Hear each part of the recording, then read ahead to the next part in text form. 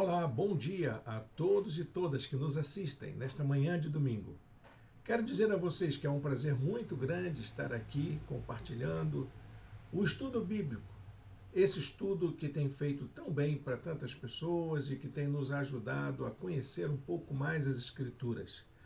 Estamos seguindo uma série de leituras no livro do profeta Jeremias. Já estamos na aula de número 10. E eu quero agradecer a Deus por ter chegado até aqui com você. Você que nos acompanha, você que sabe da nossa seriedade em produzir conteúdo sobre a palavra de Deus, pode atestar aí como tem feito bem para a sua vida. Depois coloca aí nos comentários o que você tem achado, como é que você tem partilhado. Também temos pedido aos nossos amigos, nossos irmãos e irmãs que nos seguem, para que se inscrevam no canal, para que curtam essa transmissão, esse vídeo e também ajudem a compartilhar nas redes sociais. Isso é uma maneira da gente ampliar a nossa esfera de atuação. É dessa forma que nós vamos conseguir alcançar mais pessoas com a palavra de Deus. Bom, gente, você que está nos acompanhando sabe que nós temos um material de estudo. Para estudar a Bíblia com a gente, você precisa exclusivamente somente da sua Bíblia. Mas nós preparamos uma apostila para que você acompanhe. Ela é gratuita e é disponibilizada para todas as pessoas que quiserem fazer um estudo bíblico mais avançado, para depois fazer a revisão em casa, para depois do vídeo, depois dessa aula, você poder rever seus conceitos, comparar com outras informações. Essa apostila está em nosso blog. Você acha o link aqui do lado no chat, que eu já coloquei, mas acha também aqui embaixo nas descrições com o endereço do blog da nossa igreja. Na página de estudos lá no blog, você clica, vai achar uma lista de apostilas em que você pode clicar em qualquer uma delas e entre elas está lá os estudos no profeta Jeremias. Faça isso, aproveite bem. Eu vou colocar aqui agora a nossa apresentação para a gente acompanhar a aula de hoje. Jeremias, o que o profeta tem a nos ensinar sobre a fé hoje. Aula de número 10. Bem, gente, hoje nós vamos falar sobre aliança. Que nós já vimos numa das primeiras lições que o grande problema, tanto de Israel, o reino do norte, quanto de Judá, o reino do sul, era a quebra da aliança.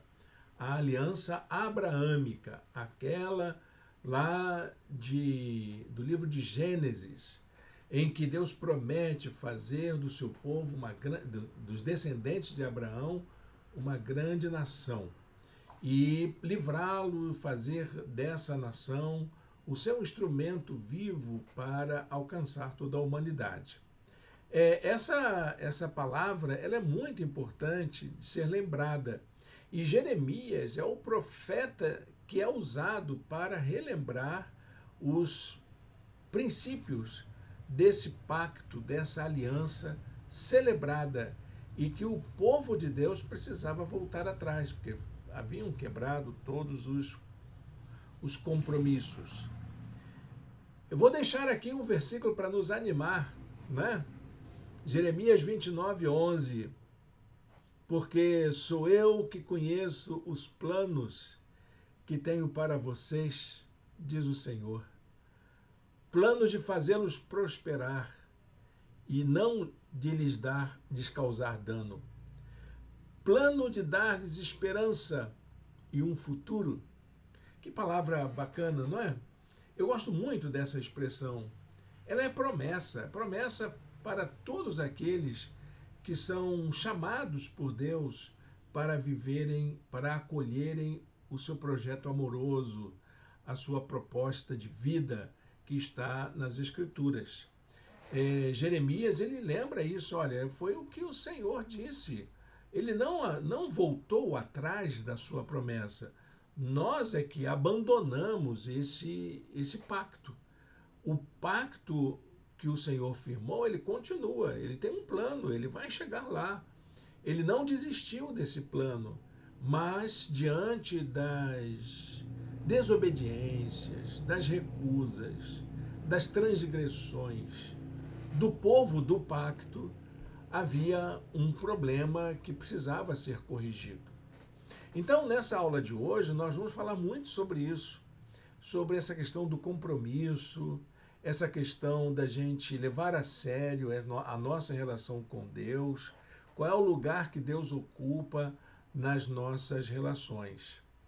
Eu vou colocar então aqui já o texto que começa a falar exatamente dessas passagens que tratam da questão da aliança, que é a proposta de uma fidelidade.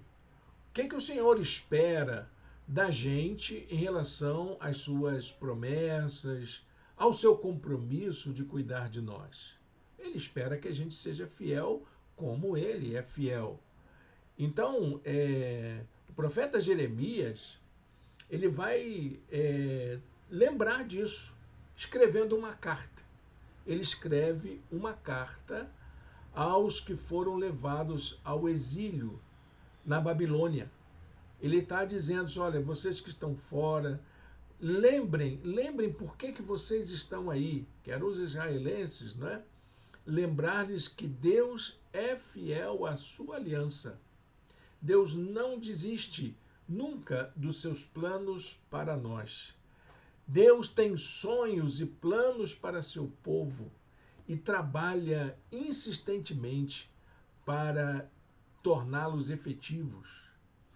Tudo aquilo que Deus tem sonhado para o futuro, Deus nesta hora, essa é a convicção do profeta e é o que eu creio.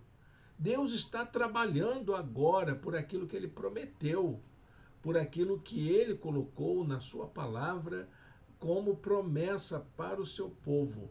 Ele não descansa em cuidar do nosso futuro.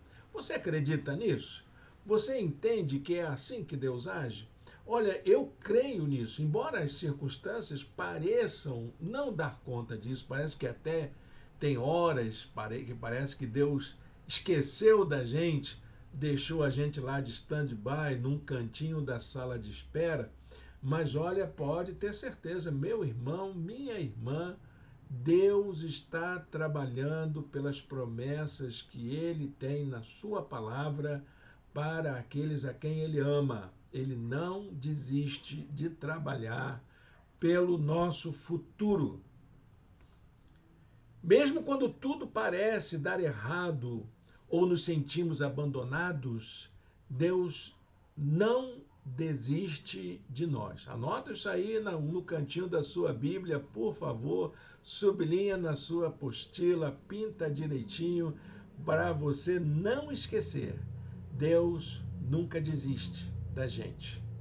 A maneira como o povo, então, deveria prestar atenção nisso era cuidando da sua própria vida. E como é que se cuida da vida? Cuidando da nossa relação com Deus, porque tudo estava interligado. E isso se realizava dentro da esfera pública, que era a dimensão da cidade. Era na vida na esfera pública, na sociedade, na estrutura social. Eu vou usar uma palavra grega que não é relativa aqui. Os gregos entendiam que era na polis.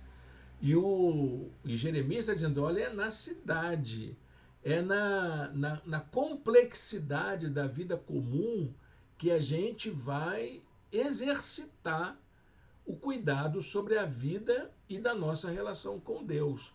Não é no cantinho, não é na redoma, não é no contexto da religião, é no dia a dia, é quando você cuida do preço do supermercado, é quando você cuida da coleta de lixo, das redes de esgoto, do bem-estar da vizinhança, da segurança. É quando você cuida dessas coisas que você realmente está fazendo algo no que diz respeito à sua confiança no cuidado divino sobre a vida. É Jeremias que está dizendo isso.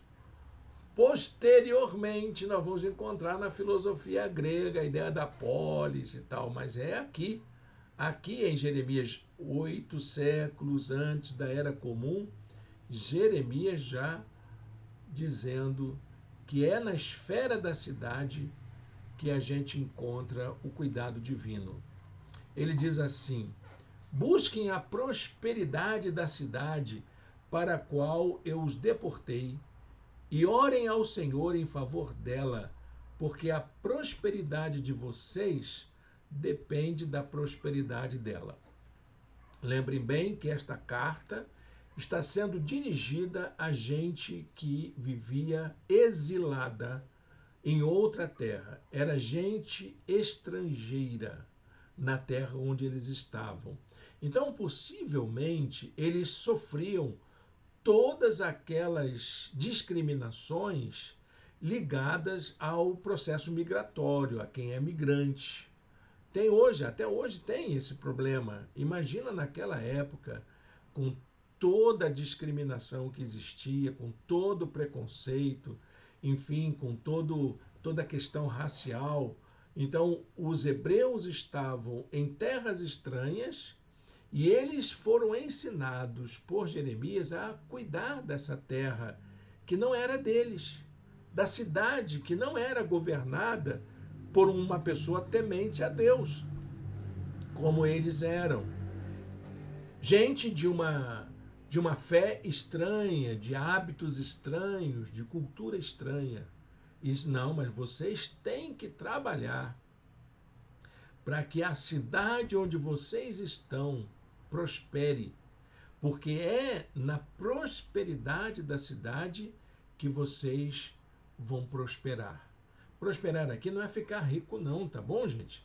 É viver o bem-estar, é viver de maneira bem-sucedida em todos os sentidos, no sentido humano, no sentido social, no sentido econômico também, claro, por que não, né? Mas era exatamente isso que Jeremias queria apontar para esse povo do exílio. Eles deveriam ter o cuidado para evitarem ser influenciados pela religiosidade comum do contexto em que viviam. E na autenticidade da sua experiência de fé, fazerem o melhor que eles podiam fazer como cidadãos e cidadãs. Jeremias diz assim: não deixem que os profetas e os adivinhos que há no meio de vocês os enganem. Não deem atenção aos sonhos que vocês os encorajam a terem.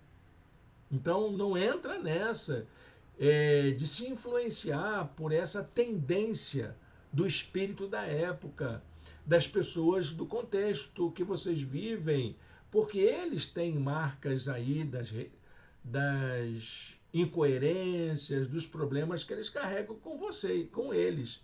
Então vocês não entrem nessa conversa.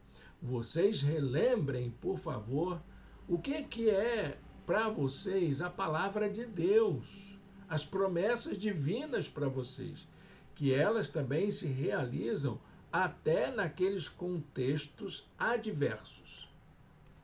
A proposta da fé, ela é completamente oposta às tendências religiosas da época, ao espírito da época, à ideologia da época. Eu poderia colocar aqui sobre isso, né? Então você vai encontrar nessa cultura em que eles estavam inseridos duas tendências. Havia a tendência do xamanismo, que é o conjunto de práticas religiosas envolvendo transes e êxtases. O líder xamã invoca poderes sobrenaturais através de rituais. Então Jeremias está pedindo, olha, não entra nesse ritualismo do xamanismo. A fé bíblica não tem nada a ver com isso. Esse negócio de ficar fazendo sinal de poder, e invocando espíritos, invocando manifestações e expressando poderes a determinadas autoridades eclesiásticas, isso é xamanismo puro. Tem muita gente dando valor a figuras xamânicas que atuam dentro da igreja evangélica. Então a gente tem que destruir esses ídolos que estão construídos dentro dessa concepção xamânica que vem também para nossos dias atuais. A outra tendência é a tendência da retribuição, da recompensa, né? Que é uma crença que já existia naquela época, que orientava os critérios de justiça. Crença baseada na ideia de que as nossas práticas são recompensadas por Deus. Olha, faça o bem que Deus vai te ajudar. Né? Tem gente até que diz que tem esse versículo na Bíblia. Não, não tem. Deus ajuda porque Ele te ama. Ele te abençoa porque Ele ama. Não porque você merece. Não porque você fez por onde. Ele abençoa porque Ele ama. Então, desse modo, quanto mais você fizer, mais Deus te abençoaria. E não é por aí. Tem gente que acha que pode comprar o favor de Deus. Eu vou dar dinheiro para a causa do Senhor. Eu vou sustentar a obra de Deus. Olha, não há nenhum mal nisso. Mas você não será abençoado por causa disso. E tem pregador que usa esse tipo de argumento para tirar proveito de pessoas indefesas, de pessoas até mesmo muitos pobres, que dão aquilo que não têm para que eles saiam dessas situações de pobreza. Interessante que, além dessa crença de que quanto mais você faz para Deus, mais você é abençoado, existe o contrário dessa afirmação, que essa ideia de que a pobreza, a doença, os infortúnios da vida são causados pela nossa infidelidade ou desobediência a Deus. Também não tem nada a ver. Se você está doente, meu irmão, não é porque você pecou. Se você sofreu um acidente, uma tragédia na vida, não é porque você desobedeceu a Deus, mas é porque a vida é isso mesmo. A vida é marcada por fatalidades. Viver não é fácil. E é porque Deus sabe que a vida não é fácil, é que Ele se coloca ao nosso lado, é que Ele se faz presente entre nós. Então, quando você estiver passando por uma situação em que Deus parece distante, em que Deus parece que está te castigando e que está se vingando de você porque você desobedeceu, etc., lembre-se de algumas coisas importantes que Jeremias ressalta. Era a figura de que os hebreus que estavam no cativeiro deveriam pensar, mas eu estou aqui porque eu pequei, porque eu fiz o que era mal. Não, não pense nisso, é porque o inimigo é forte mesmo. O inimigo é voraz, o inimigo destrói. Primeira coisa que a gente tem que lembrar, Deus é o maior interessado em que você seja uma pessoa bem-sucedida. Deus quer que você tenha sucesso na vida. É interessante como é que Deus fala isso ao povo. Eu tenho planos de fazê-los prosperar e não de lhes causar dano. Deus é o mais interessado em que a gente saia da pobreza, em que a gente vença a miséria, a fome, o desemprego. Deus é o maior interessado nisso. E Ele está trabalhando por isso, mas Ele quer também que a gente faça a nossa parte. Segundo lugar, Deus considera que nenhuma situação está perdida. Para Deus, a tragédia não é ponto final. Existe vida depois da tragédia. Por isso que o profeta diz que Deus tem planos, e os planos de Deus é para nos dar esperança, para nos dar esperança. E, em terceiro lugar, o melhor de Deus ainda está por vir. Planos de dar-lhes um futuro. Porque se Deus está trabalhando pelo nosso futuro, tem coisa boa chegando. Que música linda, né? Dá vontade de cantar isso. Tem coisa boa chegando. Olha, gente, o texto de Jeremias 29:11 é uma das promessas mais lindas da Escritura. É uma das palavras mais fortes para a gente confiar no Senhor. E aí, se eu fosse pregar sobre isso, seria aquele sermão de 3 pontos, né? Quem é aluno de homilética, seminarista, sabe bem do que eu estou falando. Um sermãozinho de 3 pontos sobre o cuidado de Deus sobre nós. Deus é o maior interessado em nosso sucesso. Para Deus nada está perdido e o melhor de Deus ainda está por vir. Você crê nisso? Eu creio, meu irmão, minha irmã.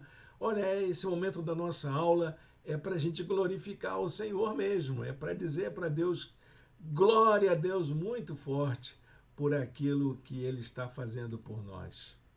É aí que vem a ideia da aliança. A aliança foi para isso. A aliança que Deus faz com aqueles que se entregam a Ele e confiam na sua graça está diretamente ligada à sua palavra. O que é que dá garantia de que as promessas de Deus vão ser cumpridas? A palavra dele. A palavra dele não volta atrás. Jeremias 31:33 diz assim: Esta é a aliança que farei com a comunidade de Israel depois daqueles dias, declara o Senhor.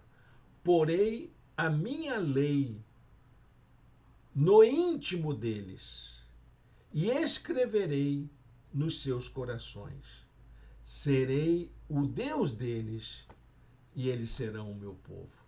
Essa é a grande esperança de que no futuro, quando a gente abrir o coração, Deus habite no mais íntimo do nosso ser, no interior da nossa vida. Para quê? Para nos dar força, nos dar coragem de vivermos tudo aquilo que Deus gostaria que nós vivêssemos. E que está expresso na sua palavra, na sua lei, nas narrativas dos apóstolos, nos ensinos de Jesus, tudo aquilo que ele gostaria, nos seus mandamentos, nos princípios da palavra de Deus. É difícil, claro que é, mas se você permitir que Deus habite no mais íntimo do seu ser, você não vai ser aquele cara perfeito, certinho, moralista, não é? Mas com certeza você vai encontrar força e coragem para fazer aquilo que Deus gostaria que você fizesse em cada situação. Então, conhecer a Escritura é o princípio para a construção de uma relação com Deus firmada na aliança. O Senhor tem um pacto com a gente. Ele fez promessas. Quando, inclusive, Jesus é o Senhor do novo pacto, da nova aliança, como ensina a carta aos Hebreus no Novo Testamento. Nós somos os herdeiros dessa promessa em Jesus, de uma nova vida, de um novo tempo, de novos céus, de nova terra. Nós somos herdeiros e esse Jesus deixou mandamentos, deixou ensinos, deixou promessas que precisam ser vivenciadas por nós também nesses dias. Jeremias ele diz assim: ninguém mais ensinará ao seu próximo, nem ao seu irmão, dizendo: Conheça o Senhor, porque todos eles me conhecerão, desde o menor até o maior, diz o Senhor, porque eu lhes perdoarei a maldade e não me lembrarei mais dos seus pecados. Isso é promessa salvífica. Essa promessa, ela se realizou na pessoa de Jesus. Jesus é aquele que perdoou a nossa maldade. É aquele que concretizou a proposta divina de nos dar uma nova vida, uma nova chance, e a partir do perdão amoroso do Senhor. Agora vem aquela questão fundamental: como manter firme a nossa confiança em Deus se as coisas não estão bem? Era a questão que estava na cabeça daqueles hebreus do cativeiro. Não, mas aqui não está bom, não. Aqui nós somos escravos. Aqui nós somos pessoas desprezadas. Aqui nós estamos vivendo o pior do mundo. Nós somos pessoas de segunda categoria aqui. Como é que a gente vive? Como é que se faz? Bom, Jeremias não ignora isso, mas ele dá algumas diretrizes de como a gente pode confiar no Senhor quando tudo parece dar errado, quando as coisas não vão bem para a nossa vida. A primeira coisa que Jeremias lembra é que a gente precisa manter o foco naquilo que é essencial, naquilo que é fundamental. Muitas vezes nós nos preocupamos com o periférico, com aspectos circunstanciais, momentâneos. E parece que aquela situação momentânea é maior do que toda a nossa vida. Não, existe alguma coisa que é mais fundamental, mais essencial para a vida. Existem coisas que são mais importantes, mais necessárias do que outras. E são essas coisas mais necessárias que nós precisamos dar mais atenção. O sucesso pessoal depende mais de atitudes como generosidade, vida de comunhão, do que a gente ficar cuidando de ganhar mais, de cuidar dos meus interesses, de defender os meus interesses. Então, você ser uma pessoa generosa, solidária, integrada na sua vida comunitária, isso pode resultar em muito mais sucesso do que você ficar competindo, de você ficar alimentando ganância e até mesmo interesses pessoais em detrimento do interesse coletivo. Pense nisso. Jeremias diz assim: busquem a prosperidade da cidade. Busquem. Olha, a cidade está explorando vocês, não é? Os governantes aí, o patrão, está todo mundo explorando vocês. Mas busquem prosperar aí. Faça com que as coisas melhorem no entorno de vocês. E a prosperidade de vocês depende disso. Depende disso. Segunda atitude para manter essa confiança no cuidado divino. Estabeleça um espaço para você estar em comunhão com Deus. O espaço em que você e Deus estão ali juntos. Não é um espaço físico necessariamente, mas um espaço interno, onde você e Deus possam dialogar, onde você possa derramar o seu coração, onde Deus tenha liberdade de falar ao seu coração. Faça da oração esse espaço. O espaço da oração, ele precisa ser cultivado, preservado. E você não precisa estar num lugar específico, num altar, num templo ou num santuário. O santuário é você. É na sua intimidade que você precisa saber o lugar de Deus na sua vida. Então, faça da oração esse espaço de encontro. e não um muro de lamentações como muitos fazem. Vamos orar. Aí vai, se ajoelha e começa aquela lamúria, reclamando disso, reclamando. Ah, mas eu preciso. Ah, Senhor, faz isso. Ah, Senhor, faz aquilo. Dialoga com Deus, conversa com Ele, diz o que você sente. Se você está chateado, ok, diga que está chateado. Se você está carente, diga qual é a sua carência, ok. Mas também reconheça o quanto Ele tem feito por você, o quanto Ele tem trabalhado pela sua vida. Jeremias 29:12 continua essa promessa. Então vocês clamarão a mim, virão orar a mim e eu os ouvirei. Esse é o espaço em que você fala o que você sente e Deus ouve. Deus vem a nós, Deus se aproxima da gente para ouvir aquilo que a gente tem a dizer. Terceira atitude, não desista de uma vida com Deus. Às vezes nós até podemos imaginar que somos capazes de dar conta dos nossos problemas, de superar as nossas aflições. Ok, acho que é bonito você lutar, porque é importante que você exercite a sua capacidade de superação. Muito importante.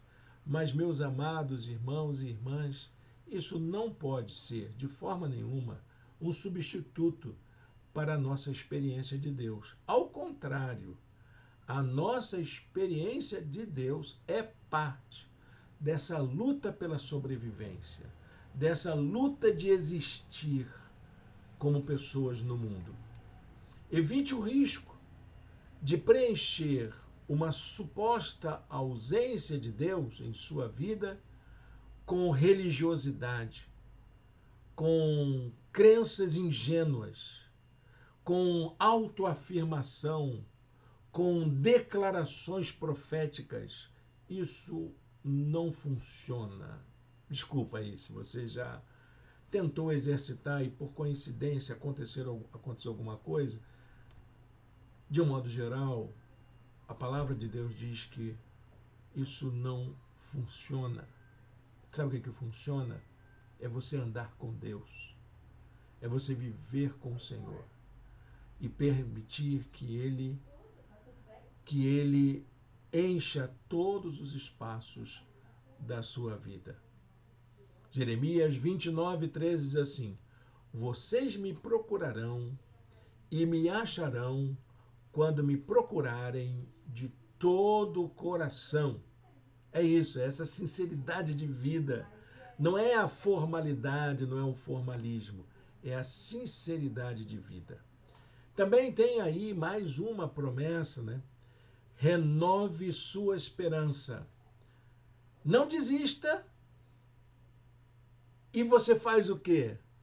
Renova sua esperança. Encontre forças para seguir adiante. Deus, muitas vezes, nos deixa como que numa sala de espera para que aprendamos a lidar com a esperança. Jeremias diz assim: eu me deixarei ser encontrado por vocês, declara o Senhor, e os trarei de volta do cativeiro. Eu os reunirei de todas as nações e de todos os lugares para onde eu os dispersei e os trarei de volta para o lugar onde os deportei, diz o Senhor. Para a gente concluir essa palavra, que eu acho que é tão importante para nós, quero deixar a seguinte compreensão. O povo de Deus estava sendo tratado como nação rejeitada. Eles estavam sendo tratados como pessoas que foram ali, eram estrangeiros, eram pessoas que não tinham direito a nada, que estavam sofrendo. E eles estavam sendo explorados, estavam tendo sua liberdade cerceada, enfim, toda essa coisa do desprezo, da marginalização, da desumanização até. O povo de Deus estava assim, mas Deus estava trabalhando para que aquela situação terminasse. Deus não tinha desistido do seu povo. Embora o seu povo tivesse muitas razões para que Deus pudesse estar ali chateado, ele disse: eu não vou desistir de vocês, eu vou trabalhar por vocês e vou trazer vocês de volta. Creia nisso, meu irmão. Deus está trabalhando por você agora, nesse momento. Deus está lutando por você para poder trazer você de volta, para fazer com que você seja uma bênção na mão dele. Jeremias 30, versos 17, 18 e 22. São vários versículos e que cada um deles encerra uma narrativa muito bonita. Farei cicatrizar o seu ferimento, curarei suas feridas, declara o Senhor. Porque a você, Sião, chamam de rejeitada, aquela por quem ninguém se importa. Mudarei a sorte das tendas de Jacó e terei compaixão das suas moradas. A cidade será reconstruída sobre as suas ruínas e o palácio no seu devido lugar. Por isso vocês serão o meu povo e eu serei o seu Deus. Olha que promessa linda, que promessa bonita para o povo de Deus. Os hebreus, eles, ao ouvirem isso, deveriam glorificar ao Senhor, mas não foi bem assim que eles fizeram, não. Eles se entristeceram, eles continuavam achando que o que eles estavam dispostos a fazer era bem melhor. Mas não é o teu caso, não é o nosso caso, não é, meus irmãos e minhas irmãs. É aqui essa situação da gente parar para pensar nas nossas aflições. O sofrimento, ele existe, ele é contingente, não tem como evitar chegar o sofrimento. Mas, meus amados irmãos, a maneira como enfrentamos nossas lutas, com a fé, a confiança no cuidado divino, faz com que este sofrimento seja visto de um outro modo. E é isso que eu convido você a fazer. Vamos fechar nossos olhos, vamos orar ao Senhor. Vamos colocar a nossa vida diante de Deus e pedir que o Senhor cuide da gente com esse amor tão expressivo, porque é isso que ele prometeu. É nisso que consiste o pacto. E um Deus que cuida da gente assim, o que ele merece? O que eu posso fazer por ele? A não ser a fidelidade a essa relação tão amorosa com o Senhor.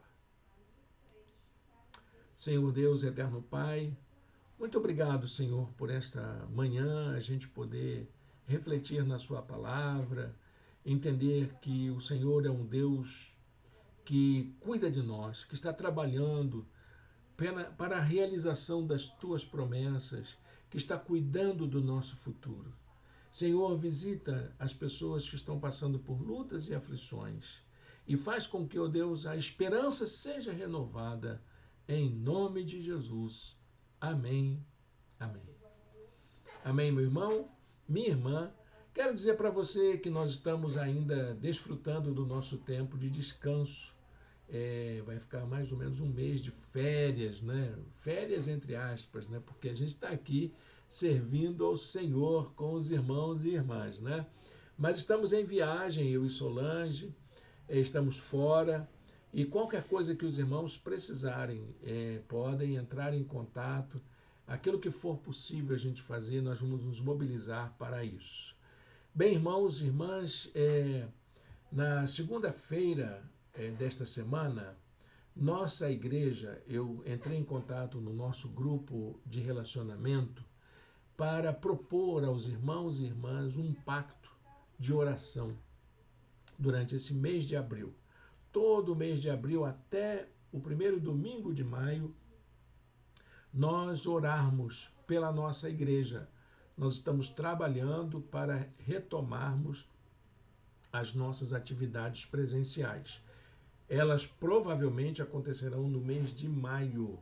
Estamos entrando em entendimento com pessoas, com grupos que nos cederão espaço, também assumiremos compromissos. Então, estamos orando por isso. Eu peço a tua participação solidária nesse movimento de oração. A nossa igreja é assim. Tudo que a gente faz tem essa antecedência de oração.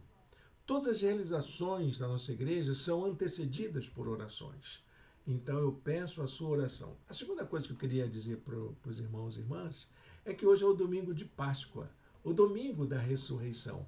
Nós propositalmente, não estamos fazendo programação de Páscoa neste ano, exatamente por causa das nossas limitações. Estamos seguindo o fluxo do nosso programa de estudos bíblicos, de mensagens, normalmente. Mas eu desejo a você um abençoado domingo de Páscoa. Que Deus faça com que esse dia de hoje seja um dia de alegria em família. Aproveite para estar junto com seus queridos, para celebrar o amor de Deus, a ressurreição de Jesus, esse evento tão maravilhoso que nos tirou do reino das trevas e nos transportou para o reino do seu Filho amado. Amém? Deus o abençoe. Um bom domingo de Páscoa na presença de Deus.